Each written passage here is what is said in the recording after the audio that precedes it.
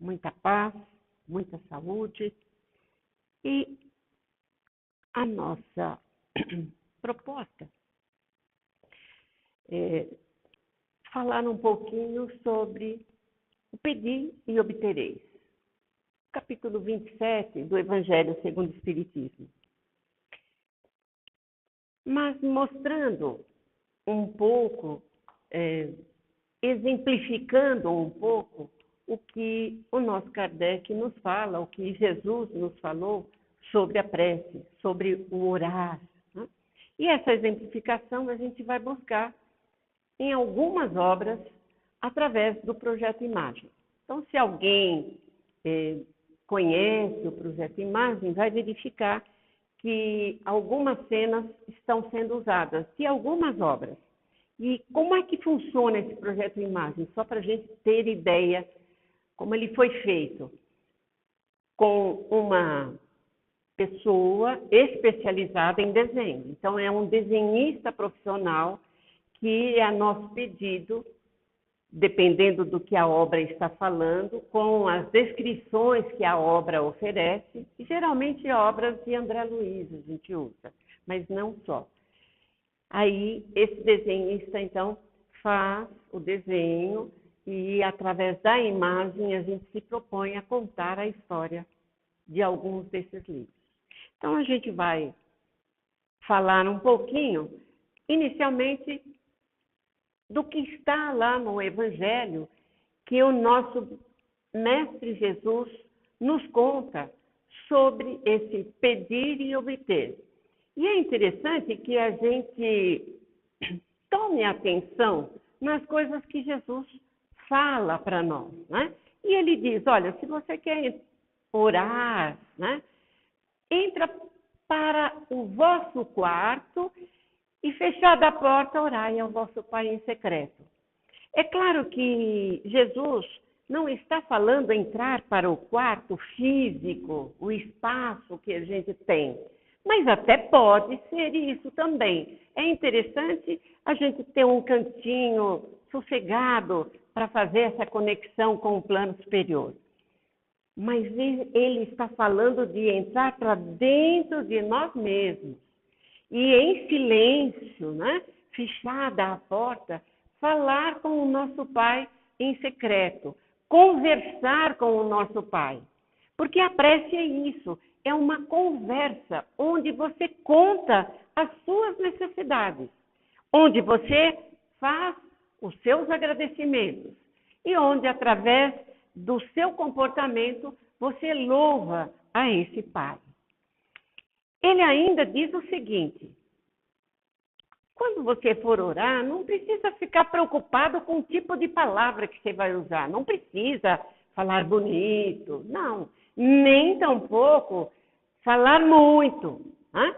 E aí ele diz, olha, não é pela multiplicidade das palavras que os seus pedidos, né, serão atendidos.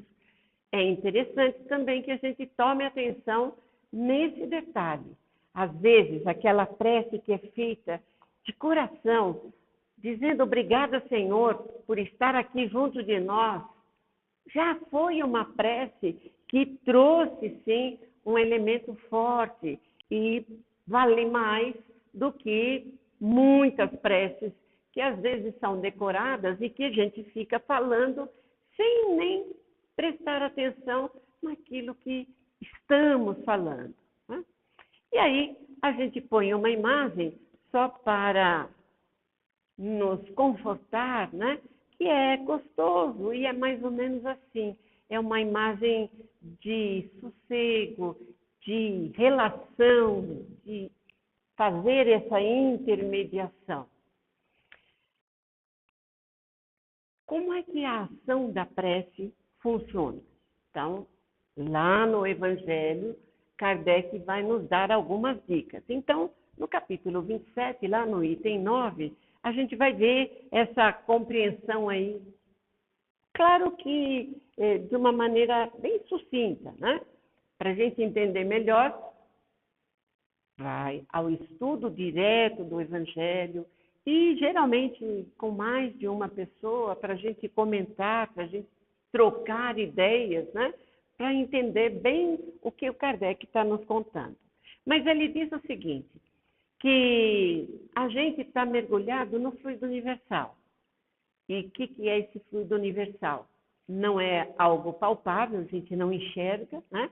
É mais ou menos como se fosse o nosso ar, onde o ar, a atmosfera aqui do nosso planeta, faz com que a voz chegue às pessoas, né? Ela é o veículo, o ar é o veículo do som.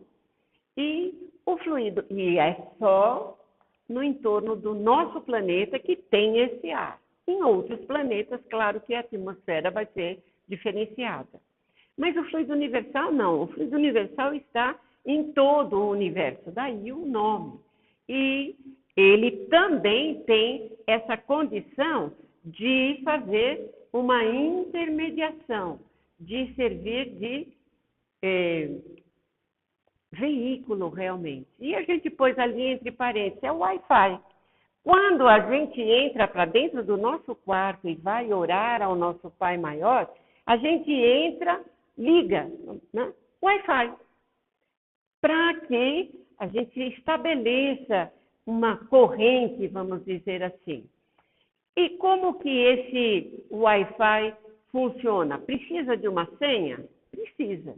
E é exatamente o impulso da nossa vontade que é essa senha.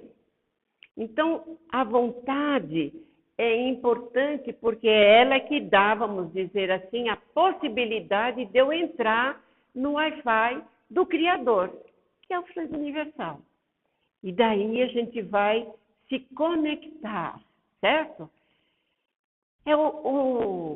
Esse veículo, esse fluido universal, é exatamente o veículo do nosso pensamento. Então, a gente tem a vontade e o nosso pensamento vai agir e vai formar uma corrente, vai se estabelecer uma corrente fluídica. É interessante, isso deve acontecer com muita gente, às vezes a gente faz a prece para alguém.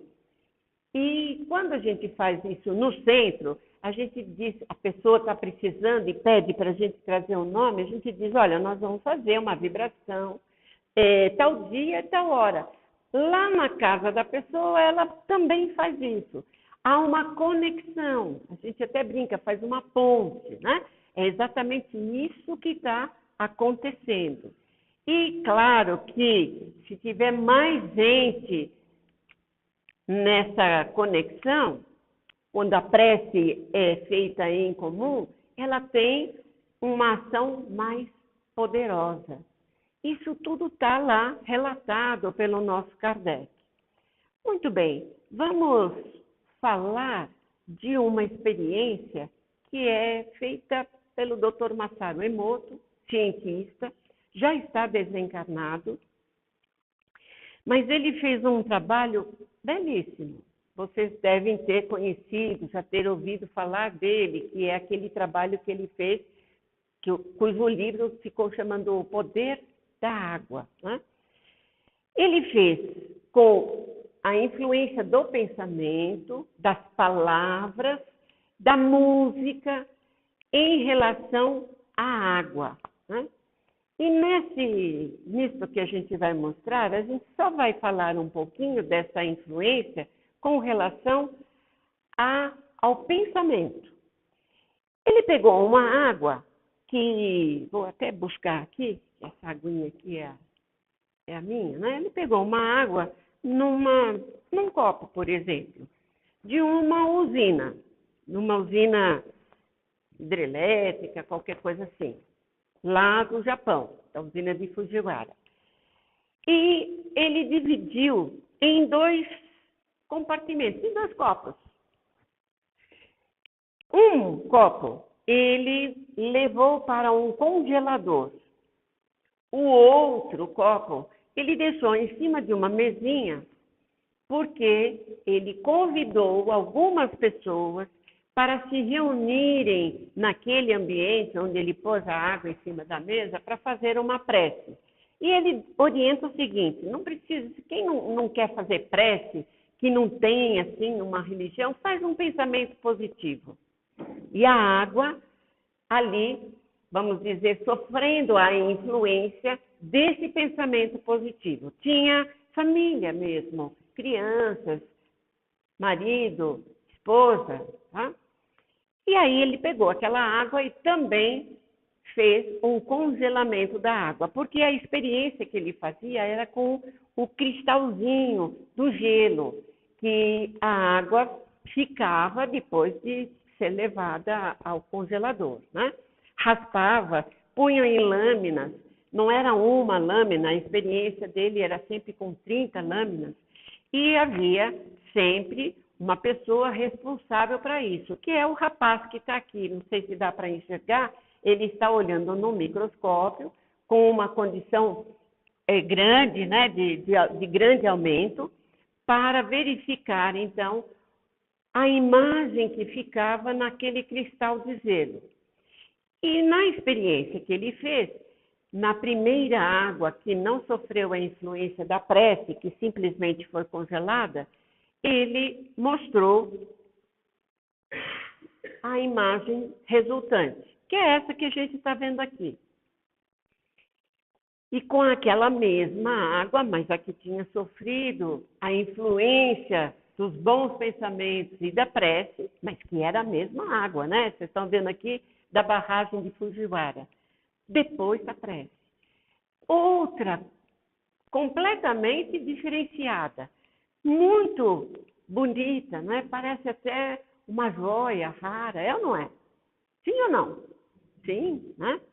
Então, ele demonstra e ele faz o experimento com várias situações, com palavras, com músicas, de diversas, música clássica, rock, heavy metal, e mostra a diferença que existe e faz com que a gente pense como o nosso organismo recebe essa influência, porque o nosso organismo tem, em média, 70% de água. Pode ter até um pouquinho mais, até um pouquinho menos também, se for uma pessoa de mais idade. Então, isso mostra para a gente que nós estamos sempre recebendo essa influência através do quê? Do pensamento, que foi usado ali pela vontade, né? Pode, sim, receber uma situação até de grande ajuda, até mesmo de cura, dependendo da força que a gente imanta, na força que a gente produz através do nosso pensamento. A eficácia da prece tanto resolve, vamos dizer assim, ajuda para a gente mesmo, como para o outro, né? Então, a gente pode fazer a prece para nós e pode fazer a prece para o outro. E esse outro pode ser tanto encarnado quanto desencarnado. Podemos e devemos fazer prece pelos nossos entes queridos que já estão do outro lado da vida. E como é que eles recebem isso? Isso é benéfico? Tem alguma experiência? Tem alguém que conta que recebeu ou deixou de receber? E é isso que a gente vai, então, contar. Que tem, sim, algumas pessoas que contam que receberam e como receberam, tá? Mas antes, vamos falar de uma prece que foi feita para alguém que não tinha condição de atender. Por isso ela é chamada de refratada. Uma jovem faz a prece para sua mãe que está desencarnada, pedindo ajuda para a segunda esposa do pai dela, então para sua madrasta, né? Porque não está bem de saúde. E ela tem um carinho muito grande por aquela pessoa que o pai casou de novo, que ela chama inclusive de mãe, e está penalizada, porque ela está num processo muito difícil, numa cama, sem força para levantar. Então, ela faz o pedido para a sua mãe. E o pedido é refratado. E essa história está nesse livro, Entre a Terra e o Céu. Um livro, aliás, muito interessante e muito fácil de ler, porque ele é mais ou menos romanceado. André Luiz nos conta uma história de algumas pessoas que estão envolvidas em algumas famílias, num determinado ambiente, numa determinada época, e fala do envolvimento dessas pessoas lá de encarnação passada, numa outra época, que ele até localiza como sendo a época da Guerra do Paraguai.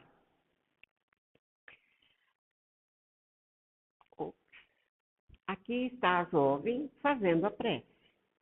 O nome dessa jovem é Evelina. E faz a prece para a mãezinha que está aqui no quadro, para Odila. O pai está lá e a sua segunda mãezinha está no quarto, sofrendo consequência dessa doença, de uma doença que ninguém sabe o que é.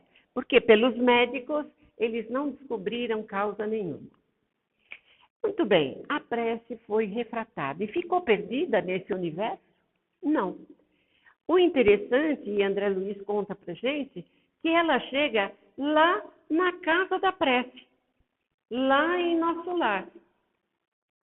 E quando chega lá, tem alguém que tem vamos dizer assim, um compromisso, uma especialidade em fazer esse tipo de atendimento, que é essa jovem que a gente está vendo. E ela mostra depois um tipo de um gráfico. Como é o gráfico da prece refratada? A gente não faz ideia, né? O desenhista pôs aqui um gráfico qualquer. Mas ela chega ali para o ministro Clarencio, que é esse senhor que nós estamos vendo aqui. Vocês lembram do ministro Clarencio? Aquele lá de nosso lar, lá do auxílio, que atendeu André Luiz, né? E nesta obra, Entre a Terra e o Céu, o ministro Clarencio também é um instrutor do André, que está junto do Hilário. Aqui, os dois, André Luiz e Hilário. E a jovem chega e diz para o ministro: eu recebi uma prece agora de uma jovem que saiu daqui de nosso lar mais ou menos há uns 15 anos. É a Evelina. O senhor lembra, ministro? E ele diz que sim. Então, ela está fazendo a prece para a mãe e está refratando. Será que o senhor pode atender o pedido da Evelina? E o ministro, então, diz assim: vamos examinar o caso. Eu vou fazer algumas investigações e daqui 2 dias nós iremos até a casa de Evelina para ver o que é possível ser feito. Nessa altura, André Luiz já entra ali, né, meio de cara de pau mesmo, e diz para o ministro: e a gente pode seguir, acompanhar o senhor nessa investida, né, nesse trabalho que o senhor vai desenvolver? E o ministro Clarencio aceita a companhia dos dois e até diz que isso vai ser bom, porque eles vão aprender muito com isso. Claro que o ministro Clarencio sabe também que tudo que o André aprende, ele passa para nós através das obras, né? Da chamada série André Luiz. Então, o Clarencio estava sabendo que ele ia falar para nós sobre esse assunto. E ele fala sobre inúmeros assuntos, outros, que aqui a gente não vai elencar agora. Vamos falar um pouquinho de outra obra e de outras situações que envolvem prece pelos desencarnados. E a obra que a gente escolheu para falar sobre isso é essa que está aí, a capa, Voltei. Alguém já leu essa obra? É muito interessante porque, olha só, é um espírita como nós, que ele nem era brasileiro, ele era da Tchecoslováquia, na época que tinha Tchecoslováquia, e foi para os Estados Unidos conheceu muita gente, teve a oportunidade de conhecer Thomas Edison e depois veio vindo pelas alguns países da América Central, da América do Sul e acabou chegando no Rio de Janeiro, encontrou a sua esposa, se casou e acabou ficando ali no Rio de Janeiro, adotando o Brasil como sua pátria do coração. Conheceu a doutrina espírita através de Antônio Luiz Saião e depois teve muito conhecimento também com Bezerra de Menezes e ele tinha muito dinheiro, ele tinha um estado financeiro, vamos dizer assim, de muita facilidade. E ajudava muito na assistência social, ajudava as pessoas e ajudava muito também a obra do Chico. E se correspondia com o Chico. Na época, por cartas, né? Não tinha WhatsApp naquela época, então tinha que ser correspondência por carta. Ficou muito amigo do Chico. E de vez em quando ele ia fazer visita lá e tal. E quando ele está com seus 80 anos, mais ou menos, com 50 anos de doutrina espírita, ele começa a ficar mal e percebe que deve estar perto da hora do desencarne. E, de fato, ele fica com alguns problemas, desencarna e conta para nós nessa obra o processo todo, como aconteceu. Então é muito interessante porque ele abre para nós o coração, ele conta das suas situações difíceis e da sua busca por luminosidade, porque ele fica muito chateado, apesar de ele ser um espírita trabalhador, de ter vínculos com a religião e com o trabalho assistencial, quando ele desencarna, ele percebe que não tem nenhuma luminosidade. E isso atrapalha a ele, não aos outros, mas a ele, porque ele fica um tanto inconformado, tanto tempo de doutrina e não adquirir iluminação. O que ele faz, aliás, ele é aconselhado a fazer um curso lá no plano espiritual, numa escola que chama Escola da Iluminação, que tem lá no plano espiritual. E nesse livro ele conta, inclusive, as matérias que estuda. Ele tem lá uma apostila, ele conta muitas coisas interessantíssimas. Vale a pena a gente ler também, tá? Mas logo que ele desencarna, ele vai ter um velório, né? E quem está ali junto dele é Bezerra de Menezes. Doutor Bezerra de Menezes está ali na hora que ele desencarna. Olha, não é para qualquer um, não é? A pessoa que honra ser um doutor Bezerra auxiliando no desencarne. Mas além do doutor Bezerra, tinha o seu amigo espiritual, que tinha o nome de Andrade, e ainda tinha uma filha que estava desencarnada há muito tempo, que desencarnou muito jovem, e que também estava no processo ajudando ali. E depois, então, que há o desligamento, que ele, então, tem a possibilidade de participar do velório, é perguntado, você quer participar? E ele aceita. E está lá o Jacó no velório. E é interessante porque ele conta também para a gente algumas coisas que vale a pena a gente tomar um pouquinho de atenção. Como será que a gente se comporta estando em um velório? E aí ele conta que tinham vários grupos. Alguns grupos falavam de política. Outros grupos falavam de futebol. Tinha até um grupo muito alegrinho que, alguém adivinha o que fazia? Contava piada no velório. E isso, cada vez que ele chegava perto, e era tudo gente conhecida dele, amigos do centro, alguns até, né? Conforme ele chegava perto, dava um mal-estar muito grande. Por quê? Porque ele sentia-se enfraquecer. Mas, logo em seguida que o velório o caixão ia ser fechado, ia fazer o sepultamento, as pessoas começaram a se reunir, a ir para os carros, porque iam fazer o acompanhamento do féretro, né? E um pessoal, em especial, fazia uma prece, muito envolvidos ali, desejando benefícios para o Jacó, e ele recebe esses benefícios. Ele conta que foi assim uma bênção, foi um bálsamo. Aquilo ajudou no processo de refazimento. E ele conta, então, o quão benéfico é a oração feita para o desencarnante. Porque a gente não sabe, pode até o desencarnante não estar lá presente, pode estar sendo levado para algum posto de emergência, de atendimento, mas de toda forma ele vai receber essa nossa ajuda. Então é importante que a gente não se esqueça de orar, de pedir a ajuda de amigos espirituais por aquele que está ali desencarnando.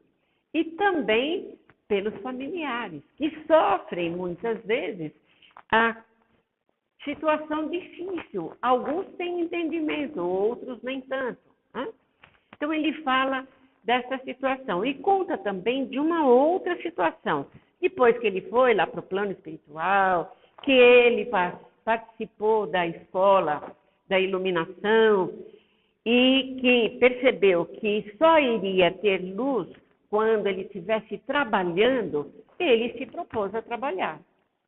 E então ele vinha num centro, aqui na crosta terrestre, na verdade lá no Rio de Janeiro, participava de uma reunião como um espírito que está ali trabalhando, né? Um trabalhador mesmo.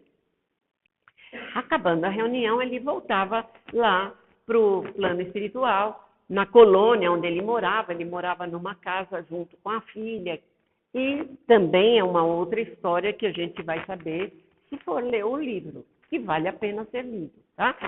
Não é um livro difícil também, as palavras, a maneira da escrita é uma maneira gostosa até, é daquele tipo de livro que você começa a ler e não quer parar, porque você quer ver o que vai acontecer, ele vai contando, vale a pena.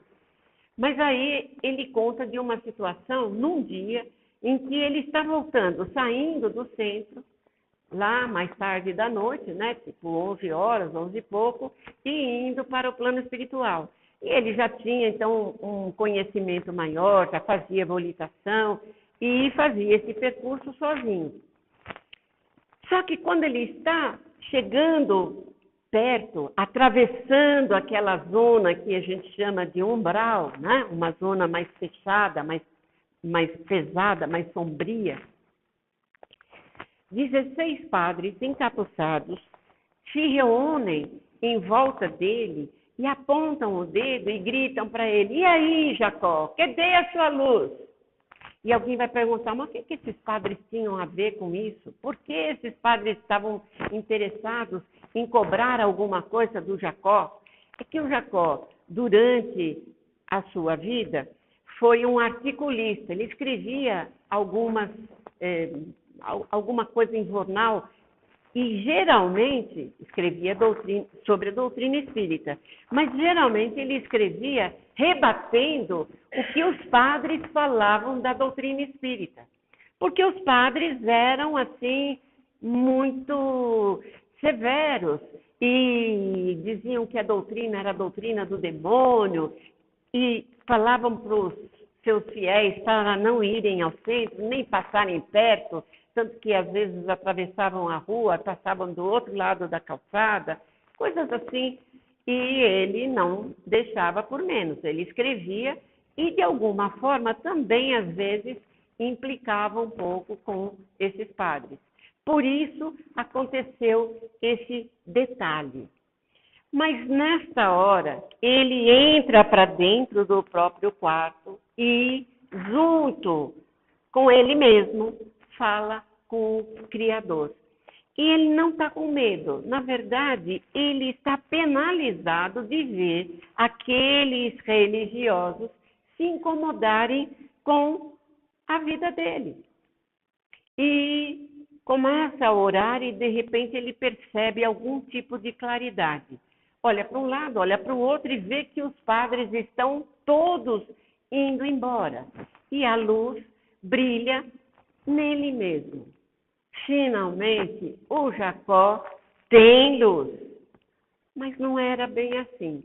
Porque logo que isso acontece, vocês estão vendo um espírito aqui do lado, Bittencourt Sampaio, um amigo também da época em que ele estava encarnado, pessoal ali ligado à Federação Espírita Brasileira, diz para ele: Jacó, essa luz que brilha agora é uma luz de culminância de fé, por causa da oração que ele fez.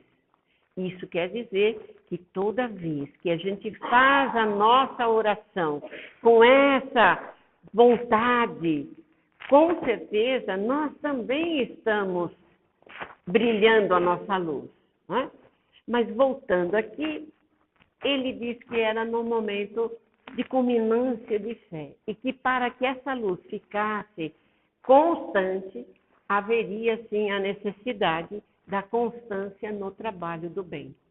E o Jacó, a partir daí, começou a desenvolver um trabalho intenso de atendimento àqueles que precisavam, né? E isso tudo ele conta na obra Voltei.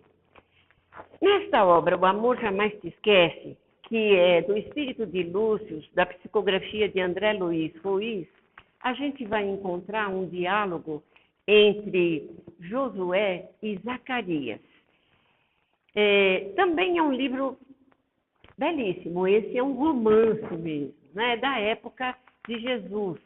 Conta algumas situações e os dois, tanto o Zacarias quanto o Josué, esses dois aqui, eles eram trabalhadores de Jesus, diretos. Lembra lá daquela referência que faz o Evangelho dos 70? Eles faziam parte desses 70. Jesus escolheu os dois para irem para Nazaré para fazer algumas preleções sobre ensinamentos do Evangelho. E quando Jesus fala com aqueles 70, ele avisa que eles teriam condição, inclusive, de curar. E, de fato, eles vão ter essa condição. Tanto Josué quanto Zacarias vão realizar, além das prédicas, também algumas curas. Mas aqui o diálogo era sobre um acontecimento que havia ocorrido num determinado dia que Jesus passava por aquele caminho, acompanhado de muita gente, aquele povão realmente. E o Josué conta então para o Zacarias que naquele povo todo ele viu uma senhora muito fraquinha, que não tinha nem voz quase, e tentava pedir a Jesus para olhar por ela, porque ela queria ser curada da fraqueza, da situação pela qual ela passava. Só que Jesus não percebeu, naquele povo todo passou. E o Josué, percebendo, ficou penalizado com aquilo. E aí ele faz uma prece para ver se ele consegue ajudar a senhora. Mas a prece dele não conseguiu resultado. Então ele modificou. Ele fez uma prece para Deus, pedindo a Deus que fizesse com que Jesus visse aquela senhora. E conforme ele faz essa prece de todo o coração, ele percebe que todo o pessoal que acompanhava Jesus, de repente, estancou. Pararam e Jesus voltou. E, quando voltou, viu a senhora e impôs as suas mãos e conversou com a senhora. E, em seguida, ele volta e, quando passa por ele,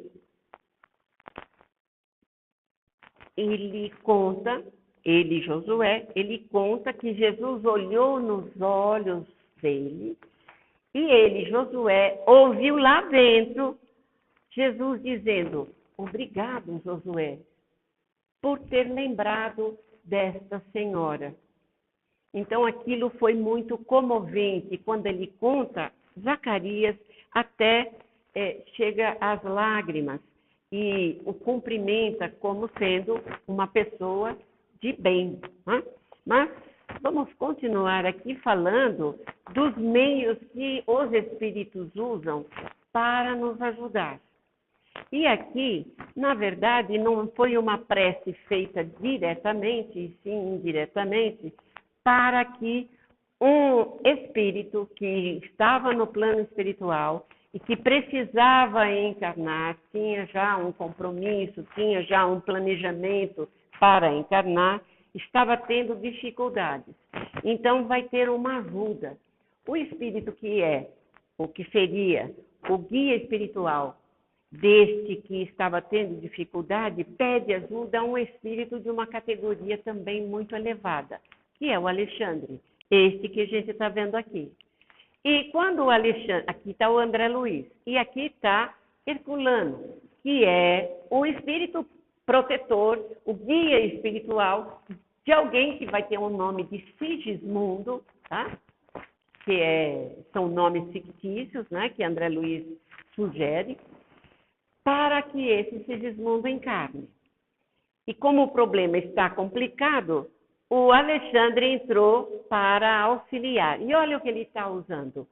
Uma criança que não tem nem 3 anos ainda, para que esta criança fale alguma coisa que de alguma maneira faça este senhor pensar um pouco mais e mudar a maneira de ser. Ele é uma pessoa um tanto irritada, não tem um bom relacionamento familiar, a esposa fala com ele e ele mal responde. Não sei se vocês conhecem alguma coisa parecida, mas tem de vez em quando, né? Algo assim. E com o filho também, o relacionamento está assim muito pouco mesmo. E o Alexandre, então, dá uma influenciazinha e o pequeno diz assim: mamãe, o que o papai tem? E a mãe diz: o papai está muito triste, ele está muito cansado por causa do trabalho. E o trabalho não está dando certo. E o papai fica triste assim quando ele está lá no trabalho? E a mãe imediatamente diz: não, no trabalho ele não pode ficar triste. Ele só pode ficar triste aqui em casa. Quando ele fala isso, o pai parece que acorda e aí muda. Ele diz que vai ser diferente, pede desculpas porque ele percebe que ele não está sendo um bom pai, não está sendo um bom marido. Mas para completar, o pequenino diz assim: papai, por que você não faz a oração junto com a gente na hora de deitar? Você nunca está perto. E aí ele fala: pois eu vou fazer, meu filho, deixa comigo que hoje eu vou junto de vocês fazer a oração. E a partir dessa situação, a vida vai ter uma mudança muito grande.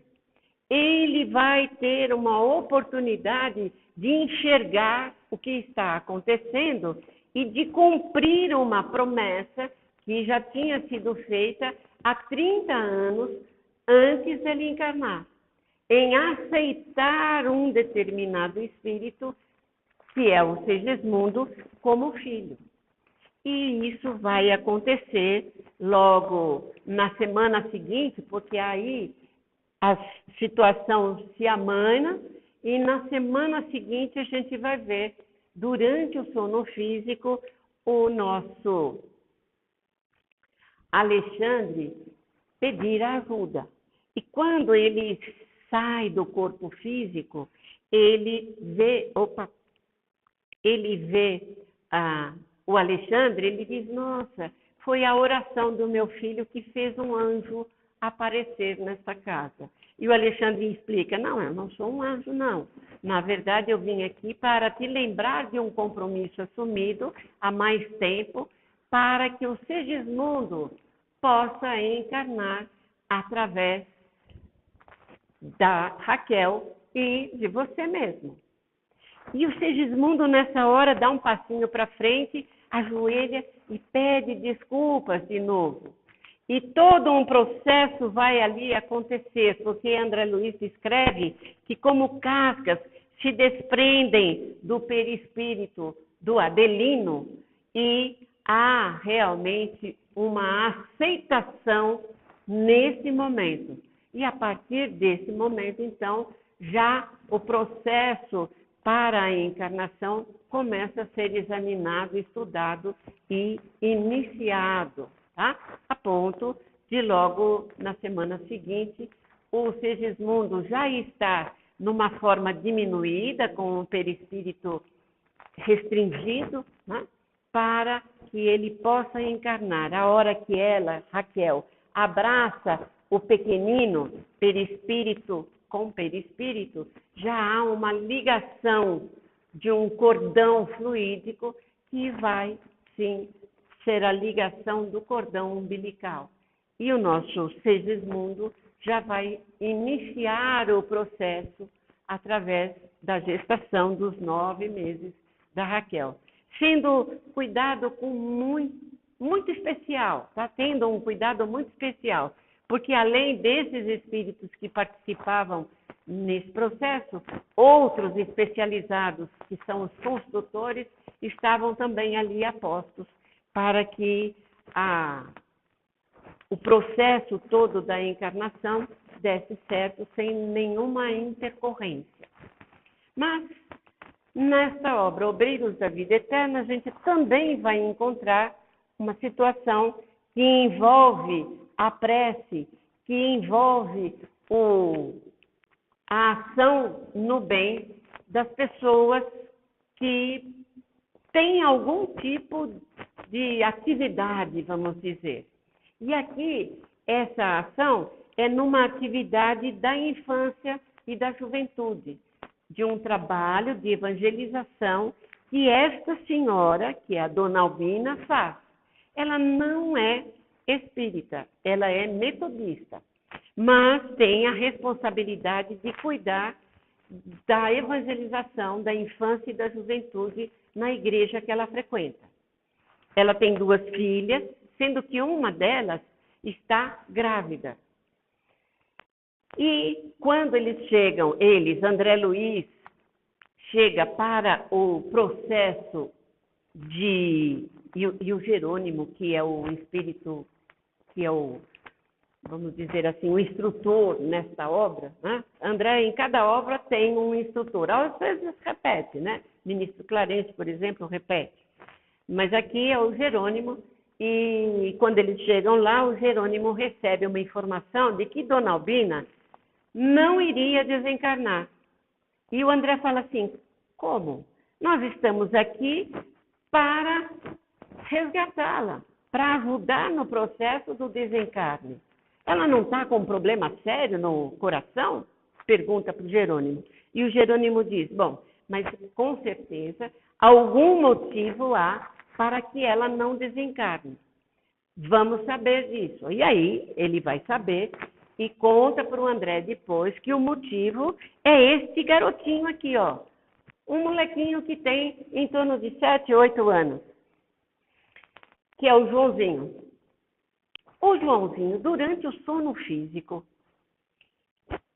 se desligando então do corpo, teve uma percepção de adulto mesmo, com toda a lucidez, e fez uma prece para que a Dona Albina não desencarnasse, porque se ela desencarna, a moça que está aqui, que é a filha dela, pode ter alguma situação de complicação na gravidez e pode perder o nenê. O que acontece é que essa nenê que ela está esperando é uma menininha e vai ser exatamente a menininha que, quando mais velha, vai ser a companheira do Joãozinho. Tem já uma programação para eles se casarem e continuarem a obra que Dona Albina iniciou, o trabalho da evangelização da infância e da juventude. Se Dona Albina desencarna, a nenezinha a filha pode perder a neném, então o processo vai demorar um pouquinho mais de tempo. Por isso, eles dão um recado para o Jerônimo, para ao invés de recolher a dona Albina, dar uma forcinha para ela ficar mais tempo. E aí, então, eles fazem um trabalho para recuperar, para desentupir uma veia lá do coração, enfim, para que a dona Albina possa ficar durante mais algum tempo, até que o processo não influencie em nada, e aí, então, ela seria recolhida. São 5 elementos que eles vêm para recolher e a dona Albina acaba não indo, eles acabam levando só 4. Né? E do Evangelho no Lar, eles vão também mostrar a grande influência que tem quando você tem esse compromisso assumido com o hábito da oração e com o Evangelho no Lar. Aquele que a gente faz com a nossa família, que reúne num dia da semana, num determinado horário, né? A gente faz com que o nosso ambiente, a nossa moradia, fique ali com uma proteção espiritual que a gente não vê, mas que existe. E que protege do quê? Protege de amigos do alheio que são invisíveis aos nossos olhos, espíritos que são inferiores. Esses espíritos não conseguem entrar porque há um tipo de uma resistência invisível. É como se eles chegassem e aquilo impedisse a passagem. Aliás, o André faz até um comentário que até eles que estão ali num processo para atender, para ajudar no desencarne do Fábio, até eles pedem licença para entrar nesse ambiente. Os espíritos de mais categoria não vão entrando assim, sem mais nem menos, não. Há um respeito muito grande. E entre a terra e o céu, a gente vai ver uma outra situação de Evangelho no Lar, onde o ministro Clarencio ajuda na hora de escolher o tema para ser lido e depois comentado. Porque esta pessoa que lá estava, era um enfermeiro, precisava pensar um pouco mais sobre situações de inimizade. E aí o ministro Clarencio influencia para ele abrir lá no Amai aos vossos inimigos, né? E os comentários adequados àquilo que ele precisava ouvir.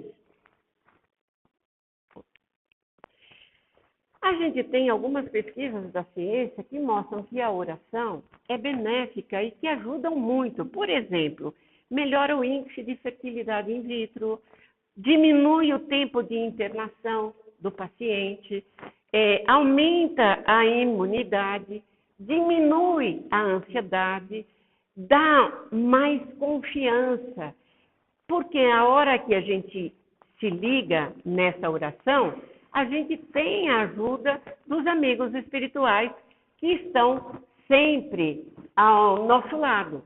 É só dar uma ligadinha na tomada, né?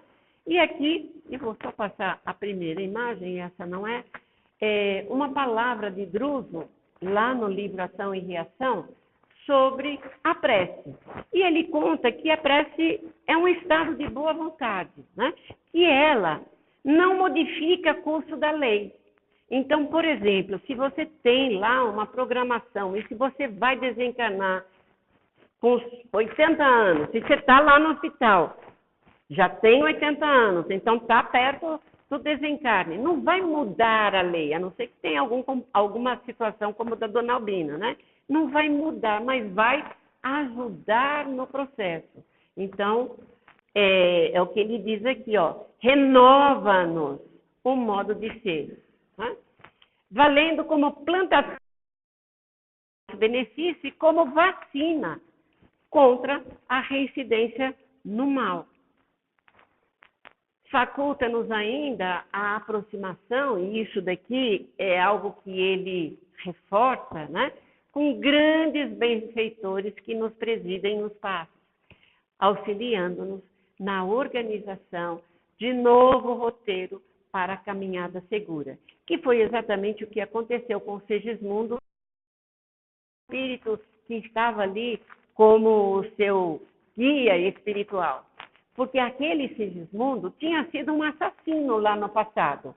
No entanto, depois de algum tempo no plano espiritual, entendendo todo o processo, ele começou a trabalhar e a se dedicar a atender espíritos recém-desencarnados, esclarecendo-os. E com isso ele foi ganhando muitos amigos, porque ele fazia aquilo com toda boa vontade. E aqueles todos amigos acabaram ajudando no processo para que quando ele fosse encarnar, ele tivesse todo o cuidado que acabou tendo na história que é contada no livro Missionários da Luz, em 3 capítulos, capítulo 12, 13 e 14. Se alguém quiser ler a história do Sigismundo, leia no livro Missionários da Luz. Pode até não ler o livro inteiro, mas leia os 3 capítulos, que vai saber dessa história. E assim a gente vai encerrando com uma proposta que alguns talvez conheçam, para que vocês olhem fixamente os 4 pontinhos que tem aqui, ó. Durante uns 10 segundinhos. Olhem, fixem a imagem dos pontinhos, contando mais ou menos até 10, e depois fechem os olhos e fiquem com os olhos fechados durante algum tempo. E vocês vão ver dentro de nós alguém aparecendo. Vamos ver se vocês enxergam a figura.